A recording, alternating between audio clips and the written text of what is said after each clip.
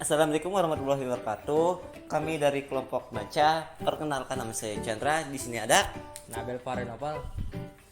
Dan saya Aldo Firmansyah. Namun kali ini kita kekurangan satu orang yang mana dia itu tidak hadir. Namanya itu Abil Kurniawan. Tapi nanti akan kita hadirkan nanti. Dan selanjutnya kita akan melakukan observasi di wilayah bagian barat. Nah, sebelum itu kita akan sedikit memberitahukan tentang sejarah dari Ragunan. sejarah singkat Taman Marga Satwa Ragunan didirikan pada tanggal 19 September tahun 1864 di Batavia yang kini namanya Jakarta dengan nama Plantain and Berentuin, dan pertama kali dikelola oleh penyayang flora dan fauna Batavia. Taman ini berdiri di atas lahan seluas 10 hektar di Jalan Cikini Raya nomor 23 yang dihibahkan oleh Raden Saleh. Setelah Indonesia merdeka, pada tahun 1949 namanya diubah menjadi Kebumitan Cikini. Selanjutnya dengan perkembangan Jakarta, Cikini menjadi tidak cocok lagi sebagai lokasi kebun binatang. Sehingga pada tahun 1964, Pemerintah DKI Jakarta pada masa Gubernur DKI atau Daerah Khusus Ibu Kota Jakarta Dr. Sumarno dibentuk Badan Persiapan Pelaksanaan Pembangunan Kebun Binatang untuk memindahkan Kebumitan Cikini ke Ragunan Pasar Minggu Jakarta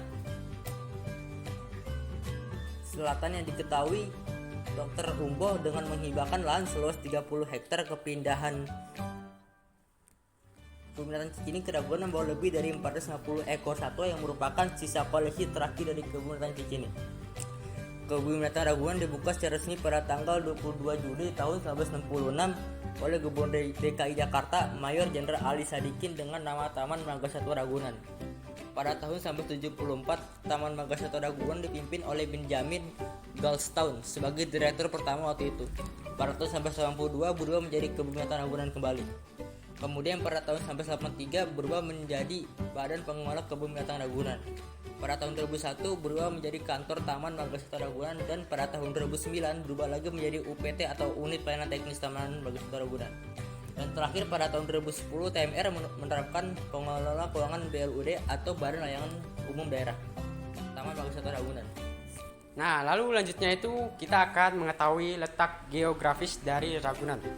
Taman Marga Satwa Ragunan itu terletak di Jalan Harsono RM nomor 1, Kelurahan Kebagusan, Kecamatan Pasar Minggu, Jakarta Selatan. Sekitar 20 km dari pusat kota Jakarta, berada pada ketinggian 50 meter di atas permukaan laut dengan curah hujan 2300 mm. Taman Marga Satwa Ragunan berdiri di atas tanah latosol merah seluas kurang lebih 147 hektar.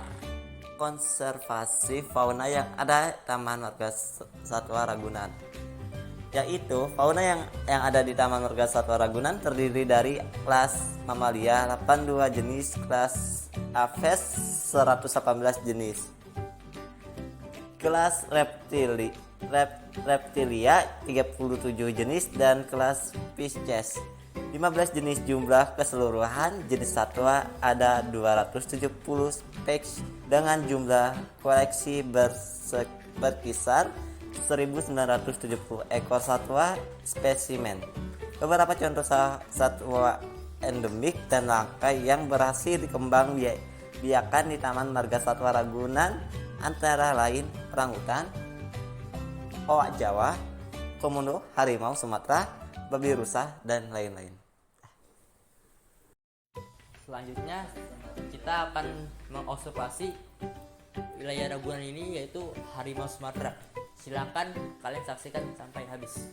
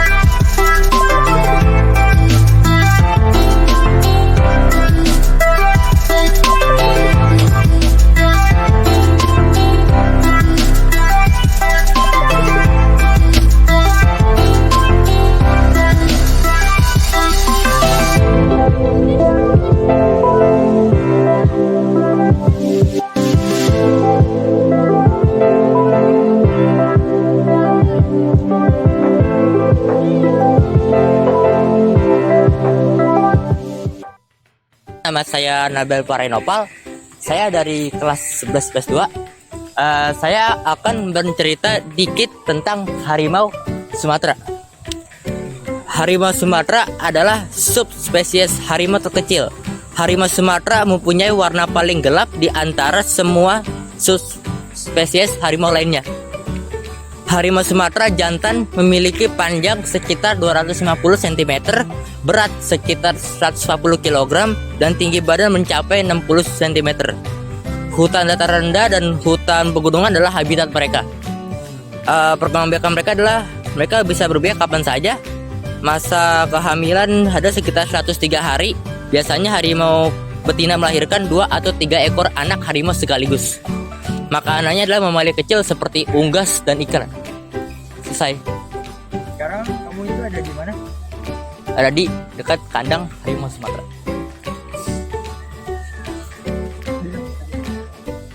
Dekat kandang harimau Sumatera.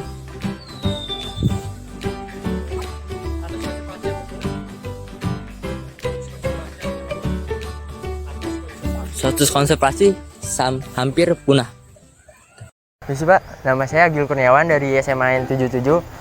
Saya ingin sedikit bertanya tentang bagaimana sih pendapat Bapak agar kebijakan pemerintah untuk tetap melestarikan harimau Sumatera ini yang juga terancam punah. Mungkin pendapat Bapak bisa diberikan? Harimau Sumatera ini kan terancam punah. Iya benar Pak. Menurut saya sih gimana caranya habitatnya kita jaga. Menjaganya dengan ya dibatasin aja lah pembukaan lahan baru untuk industri itu kan di Indonesia kan banyak banget ya, dan kita tahu banget di Sumatera itu pembukaan lahannya sangat masif. Itu aja pembatasannya. Iya. Makasih Pak. Sama-sama. Ya. Makasih Pak. Nama saya Agil Kurniawan dari kelas 11 IPS 2. Jadi saya ingin menjelaskan tentang gajah Sumatera. Boleh dilihat gajah Sumateranya ada di belakang saya. Jadi kalian tahu nggak sih, gajah Sumatera adalah mamalia terbesar di Indonesia. Berat jantannya sekitar 4.500 sampai 5.300 kg. Dan juga betina beratnya 2.700 sampai 3.000 kg. Untuk panjang keseluruhannya itu ada sekitar 9 meter ya. Dan juga gadingnya itu akan tumbuh pada umur 2 sampai 3 tahun. Yang setiap tahunnya bertambah jadi seiringnya tahun gadingnya akan bertambah panjang. Ujung belalainya memiliki bagian yang berfungsi sebagai jari, atau kalau untuk makan dia menggunakan gadingnya.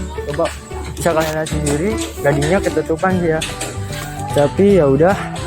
Jadi lama hidupnya itu bisa sampai 60 sampai 75 tahun. Sama kayak umur manusia biasa gitu.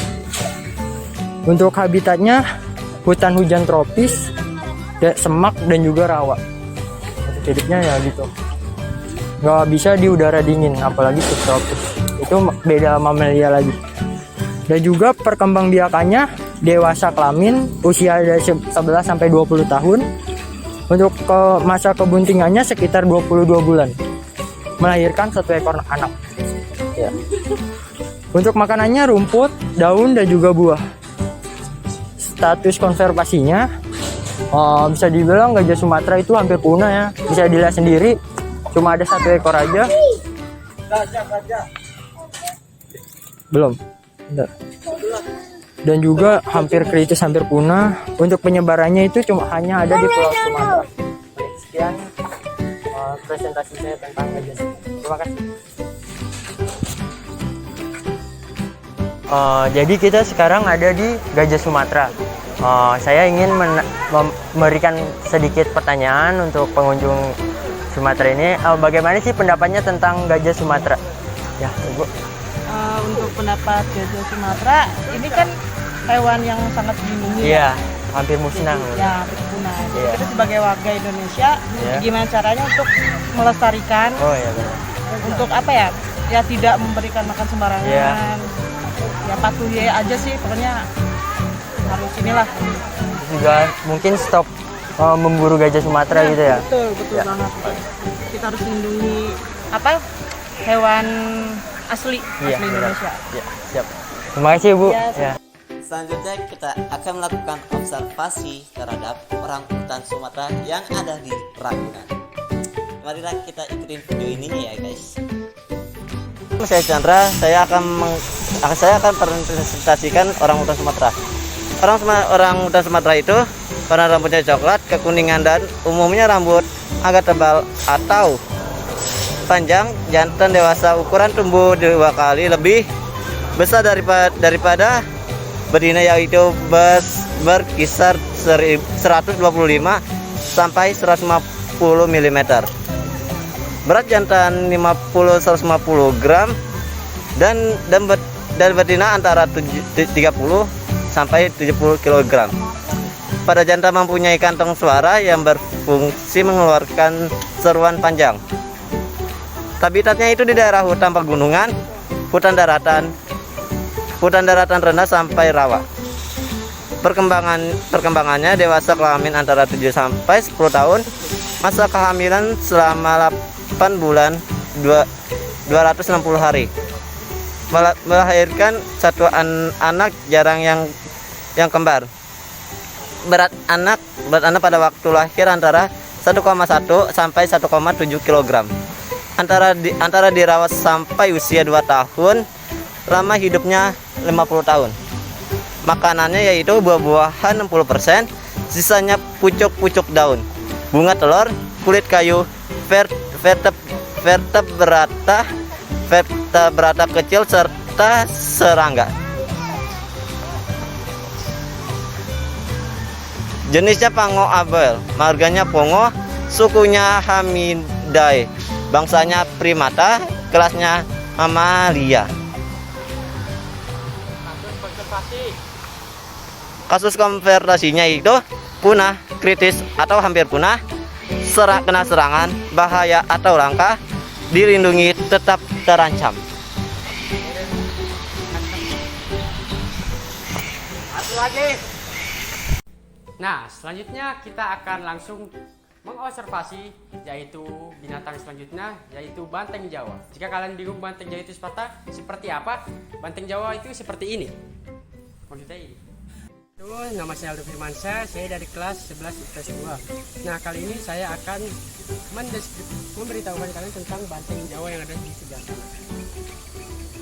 Nah, banteng Jawa itu kerajaannya adalah animal, filmnya adalah chordata, kelasnya termasuk mamalia.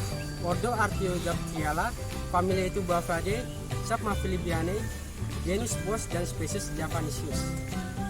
Spesies hewan yang sekerabat dengan sapi ditemukan di berbagai wilayah Asia Tenggara. Banteng jantan dan betina memiliki perbedaan yang mencolok. Jantan biasanya itu berkulit coklat gelap atau hitam, kalau di atas yaitu berwarna coklat, lalu berbadan besar dan kekar, sedangkan betina itu lebih langsing dan memiliki coklat warna muda. Banteng memiliki bercak besar pada warna putih di bagian bokong. Baik ketajaman maupun betina jantan maupun betina memiliki tanduk, umumnya dengan panjang 60 hingga 75 cm.